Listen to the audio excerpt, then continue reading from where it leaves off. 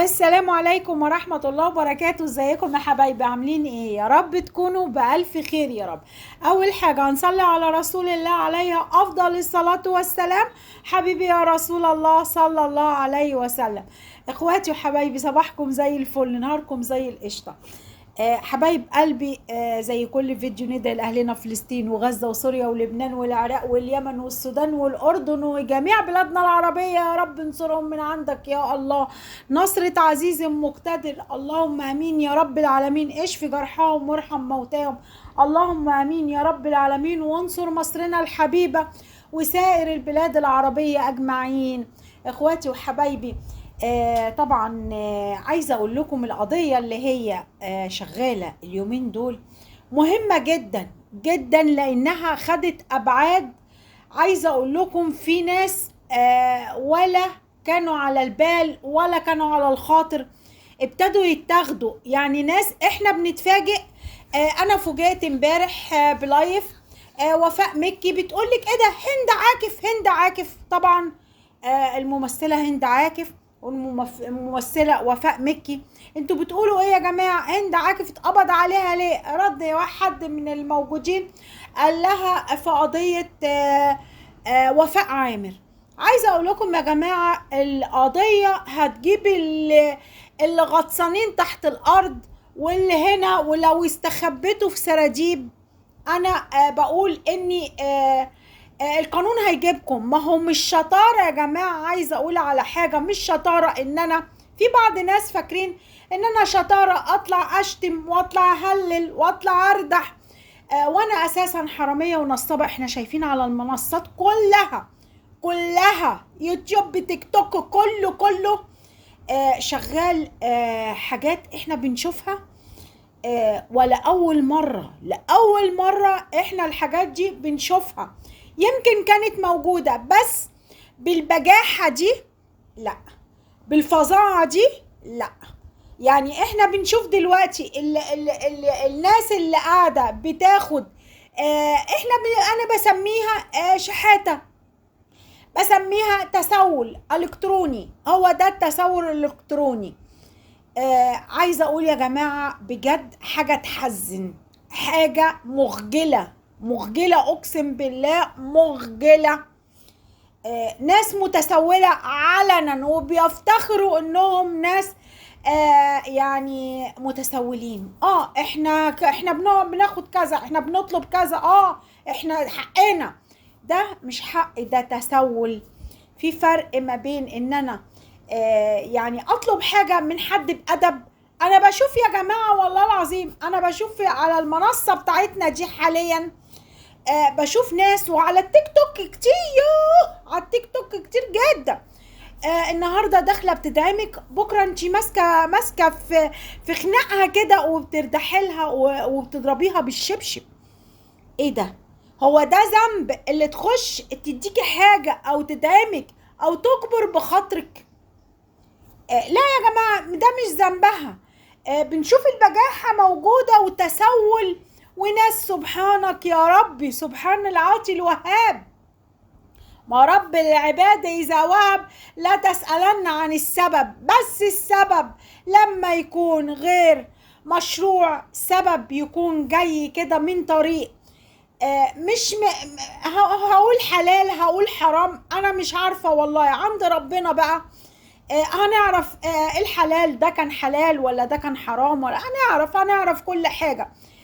بس يعني ناس فعلا كانت زيرو ونطقت. ناس دلوقتي بنشوفهم ما شاء الله، يعني كانوا قاعدين في أوضة وصالة كحيانين ما شاء الله، دلوقتي قاعدين في شقق يعني سوبر لوكس. شقق يعني اقول لكم ايه، اكيد في ناس كتير منكم شايفة بعينها اللي بيحصل على المنصات كلها. لان انا عايزة اقول لكم المتابع هو الاساس، مش الاساس احنا، لان المتابع شايف كل حاجة. يعني انا ببقى قاعدة كافية خيري شري، ابص الاقي حد كده داخل لي سواء من القنوات سواء متابعين اخواتنا وحبايبنا، انت شفتي كذا، انت شفتي كذا، انت شفتي كذا. عايزه اقول لكم انا بتصدم، ايه ده، من اين لك هذا؟ بس طبعا هتروحي تقولي لها من اين لك هذا، هتلاقي صفيحه زباله اتفتحت في وشك. فطبعا بنوفر على نفسنا قله ادب الناس دي. وفي طرق تانية بقى، في طرق تانية يا جماعة. يعني خلاص، يعني خلاص كده، عايزة اقول لكم كده خلاص المجال اتفتح قدامنا، الساحة اتفتحت قدامنا دلوقتي بقى، خلاص مفيش حد كبير على القانون، كله هيتجر. كان الاول يعني، بس يعني انا عايزة بأمانة، يعني عايزة اتكلم بعد ما الناس دي يتخذ معاها اجراء قانوني، لان في بعض منهم مقوم محامي واثنين وثلاثة واربعة. منين يا جماعة؟ منين انتوا مقومين بالاربع والخمس والست محامين؟ منين؟ من اين لكم هذا؟ ما تعرفونا، ده انتوا ما كنتوش لاقيين اللضا ومدين نفسهم القاب على التيك توك. فلا، لكل ظلم ليه نهاية، والكل شحاتة ليها. بصوا عاوزة اقول لكم، وكل سرقة وكل نصب وكل الناس فاكرة نفسها فهلوية، لا لا لا لا، كل حاجة ليها نهاية. عايزة اقول لكم طبعا كانت الشرارة طلعت من قناة الشمس لما راحت ام مكة على فكرة المروحة بتاعتها لقناة الشمس وقعت الكل في شر اعماله. يعني اللي انا عرفته كمان ان وفاء عامر حاولت تقلع، حاولت تهرب، وانا يخرب بيكم ورطوني، ده انتوا هتجيبوا لي اعدام.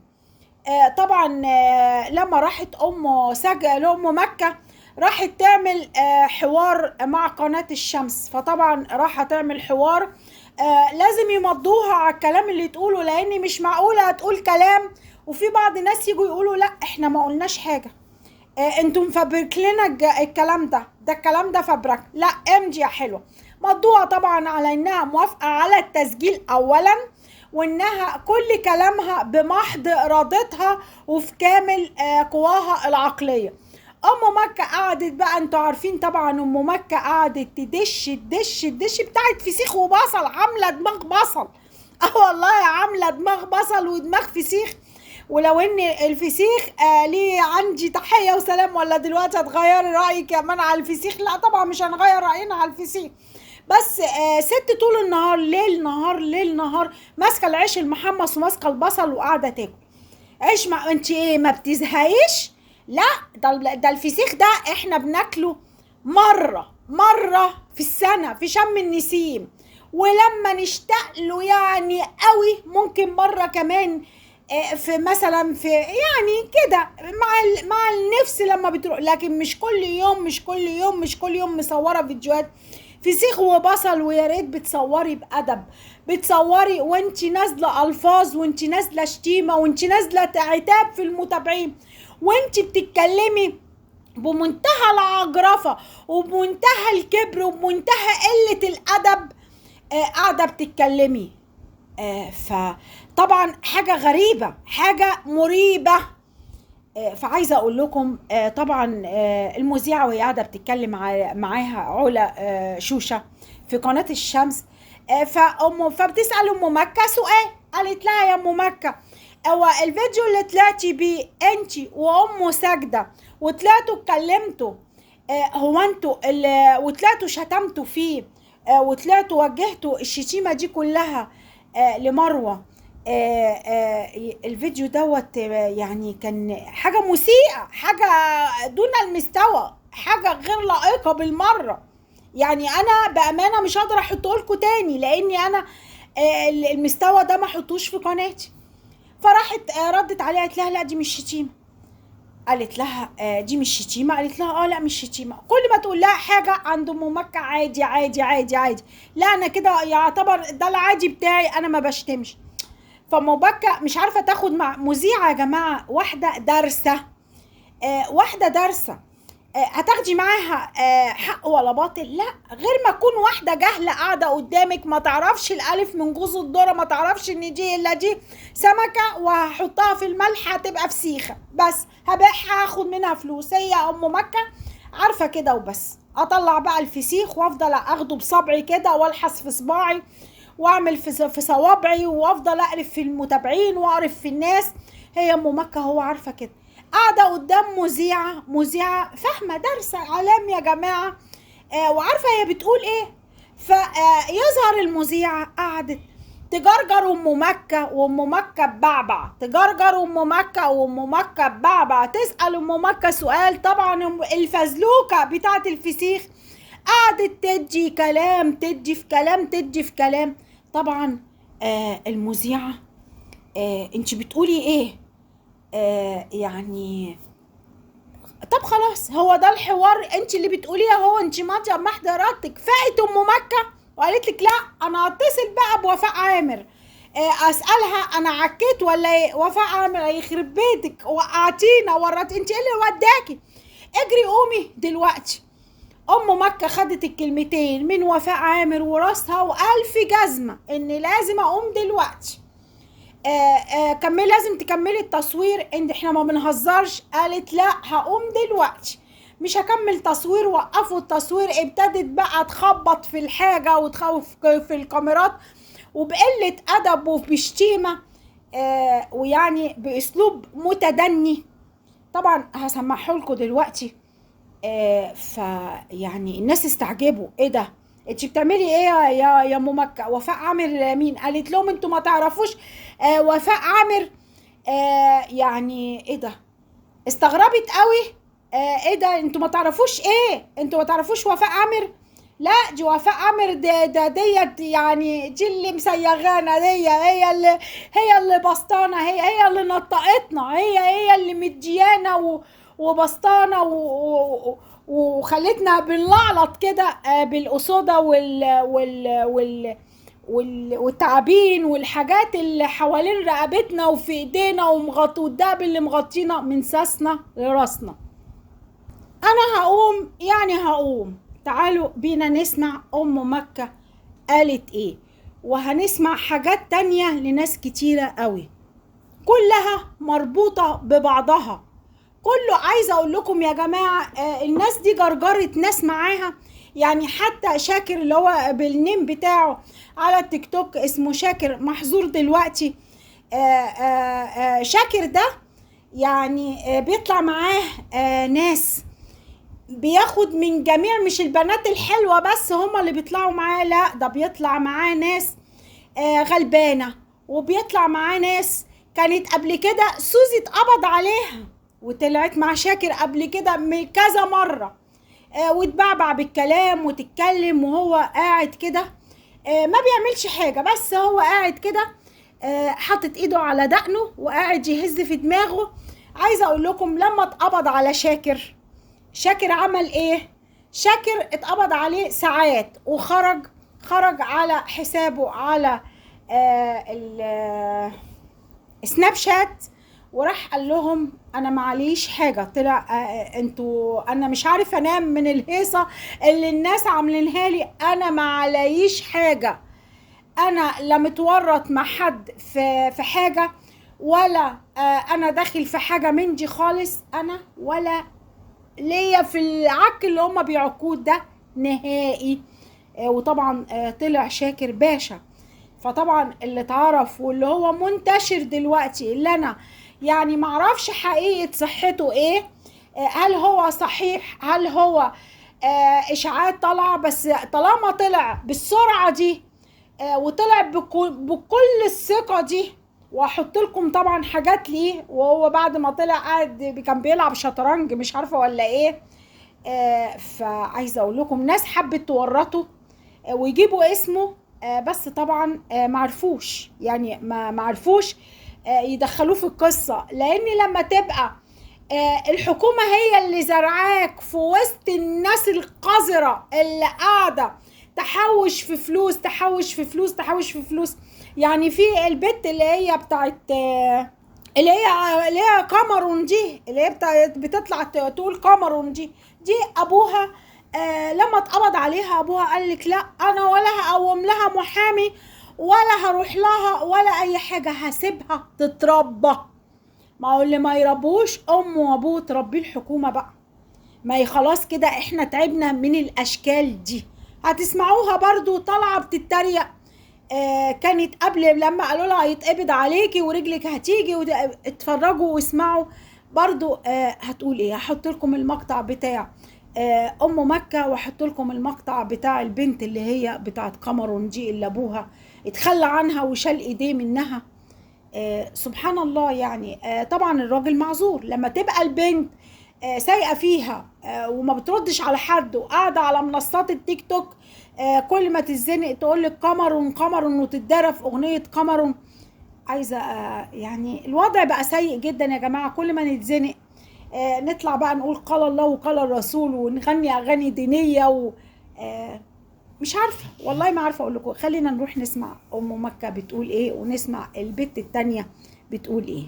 انا همشي عشان وفاء عمل قالت لي امشي، يعني انا همشي من هنا عشان وفاء عمل قالت لي، وانا ولا وفاء عمل قالت لي حاجه اسمع ادام قالت لي حاجه انا لازم انفذها عشان وفاء عمل دي تعتبر امي التانيه.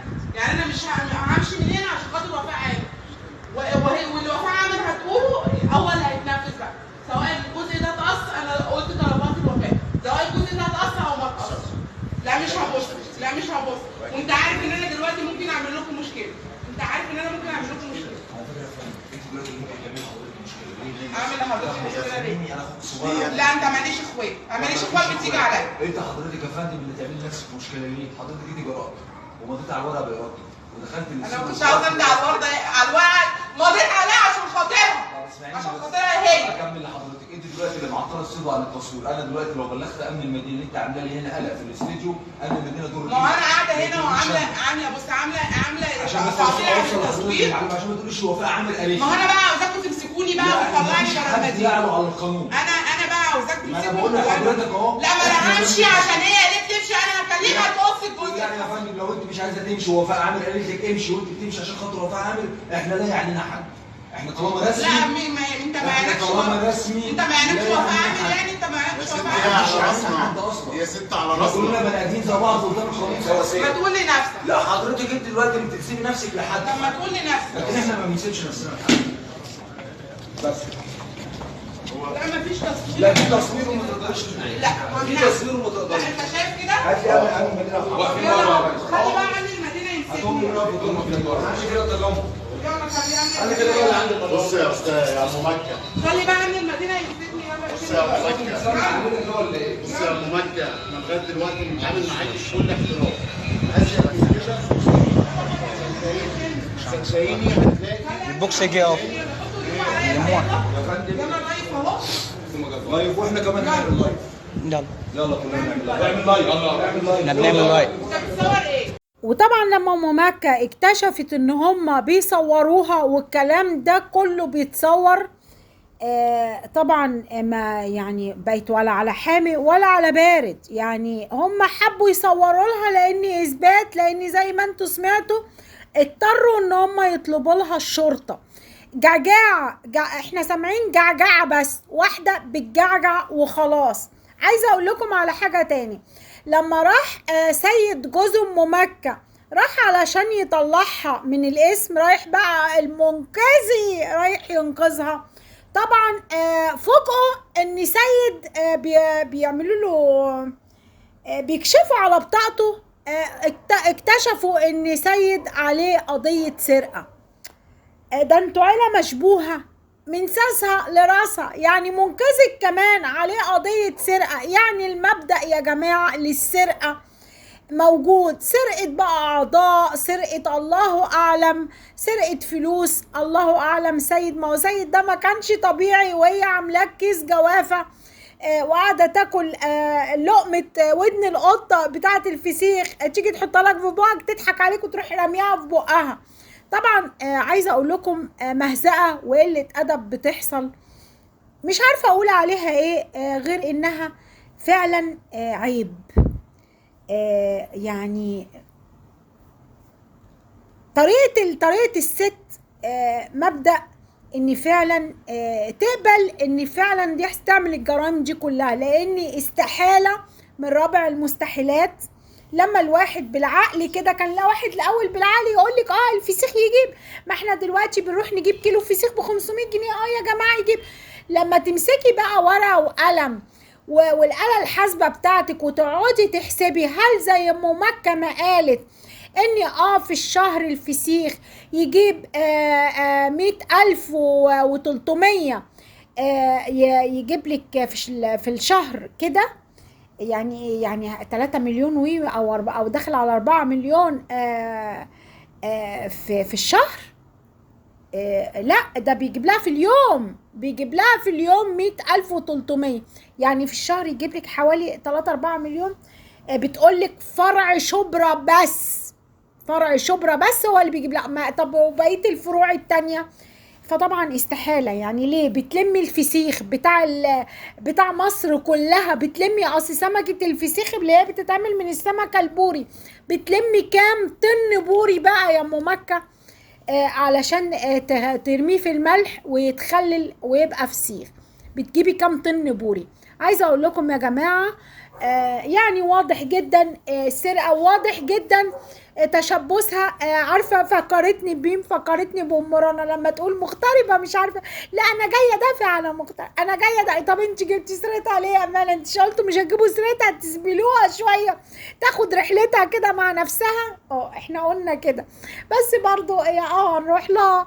بس بجيب لكم الحديث لما بيبقوا المجرمين كلهم مربوطين في بعض، تبص تلاقي متشبثين وكلهم مربوطين برئيسة العصابة بتاعتهم، هي اللي قالت لنا، هي اللي ظبطت لنا، هي اللي الملكة بتاعتنا هي وفاء عامر الملكة بتاعتهم.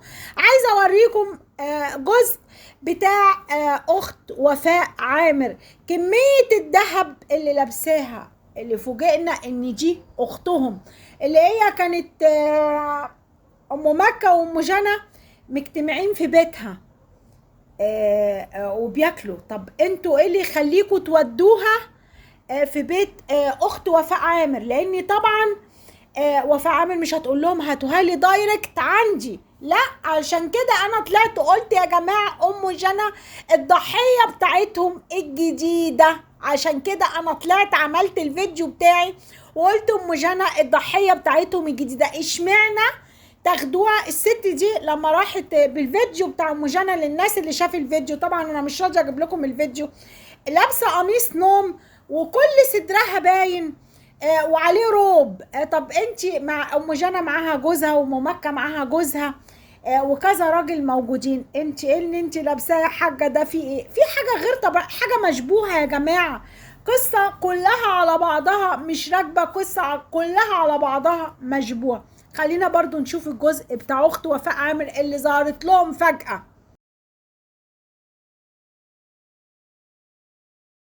لابسة دهب من ساسها لراسها ومحدش كان يعرف عنها حاجة. يا ترى مين هي داليا أخت آيتن عامر ووفاء عامر؟ هما طلع ليهم أخت تالتة مش بتظهر معاهم كتير خالص، وهي داليا اللي طبعا شبههم في الشكل بس مش في الستايل خالص، وده بسبب الدهب اللي في ايديها والغوايش اللي لابساها لحد اخر ايديها، غير العقد التعبان اللي لف على رقبتها. اما الخواتم فهي من الحجم الكبير قوي. انتوا بقى كنتوا عارفين ان آيتن ووفاء عندهم اخت تالتة ولا لا؟ اقول لكم رقمي، هو كده كده مفضوح لوحده. الرقم 0 طماطمايه 3000 خصايه اتزحلق واجري ورايا.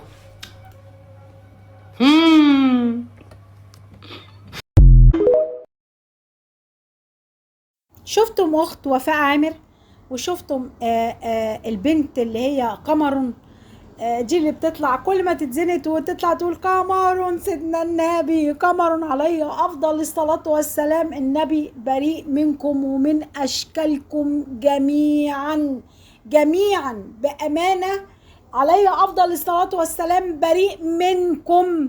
اتقوا الله يا جماعة، اتقوا الله. إذا توضح ان فعلا في عصابة، ان الناس دي عصابة. عايزة اقول لكم يا جماعة طبعا ظهر في احدى فيديوهات على التيك توك. طبعا واحدة ست كبيرة طالعة برضو بتطلع تقول يا جماعة كبسوا مش عارفة الكلام اللي هم بيقعدوا يقولوه على التيك توك ده. برضو اكتشفوا انها ام وفاء عام، امهم بتطلع كبسوا وماسكة برضو داعمين على التيك توك. يعني عايزه اقول له لما الام كده ودي كده ودي كده، لا في حاجه غلط يا جماعه، والله العظيم في حاجه، في شراره. مروه لما اتكلمت ما اتكلمتش من فراغ، لا في حاجه ورا الناس دي، وحاجه واضحه طبعا قوي. طبعا اتقبض على ورا ام مكه، اتقبض على ام ساجده، اتقبض على سوزي الاردنيه اللي هي كانت بتحتفل لسه من كام يوم بنجاحها في الثانوية العامة ب50%، وطلع لايفات أنا نجحت ناجحة يعني بالضالين، يعني بالعافية على الحركرك. طبعا بعد كذا سنة إعادة في الثانوية العامة. عايزة أقول لكم إن بنت زي كده فاشلة دراسيا، كل سنة بتعيد ثانوية عامة، طلع وساعة ما نجحت جابت 50% بس. طبعا 50%، هو انت كنت هتنجحي ازاي وانت طول النهار قاعدة على اللايفات كبسوا وتشتمي في ده، وده يطلع معاكي منصة، وده وتنفيذ احكام ومسخرة واخر قلة ادب. بنت صغيرة ابوها بيقال ان هو ابوها، بس هو مش ابوها، هو جوز امها، تفضل تشتمه حاجات. بصوا حاجة يعني رهيبة. دي سوزي الأردنية. في ناس كتيرة طبعا اتقبض عليهم، زي ما قلت لكم شاكر، بس شاكر طلع على طول، طلع بقى بيقول للناس لا ان هو معلوش اي حاجة، وكان واضح ان هو يعني طلع بيغيظ الناس. يلاقى ان انا يعني انا مش داخل مجرم، انا داخل اتحطيت في وسط الناس دي، انا محطوط في وسط، لان احنا كلنا عارفين ان طبعا اول كلام اللي انتشر على التيك توك ان شاكر كان ضابط مفصول، وده اللي قالته مروة، او ده اللي هنقول اللي تعرفه مروة. لكن طبعا اكتشفنا انه يطلع كده على طول. لا في حاجة برضو بالنسبة لشاكر، كذا علامة استفهام وكذا علامة تعجب. اللي بيطلع معاهم اللي هو اسمه مداهم، برضو اتقبض عليه. لا اتاخدوا ناس كتير جدا يا جماعة، عايزة اقول لكم، والتحقيقات شغالة، وطبعا اتقبض عليهم ومحجوزين وهم في النيابة. فطبعا قرار النيابة احنا هنقعد، احنا ما عملناش حاجة، اللي جاي على لسانهم احنا ما عملناش حاجة. فالنيابة قالت لهم خلاص، لو انتوا ما عملتوش حاجة احنا نلم اللايفات بتاعتكم كلها والفيديوهات بتاعتكم كلها ونقعد نسمعها مع بعض، هنقعد سوا كده قاعدة حلوة ونقعد مع بعض نسمعها.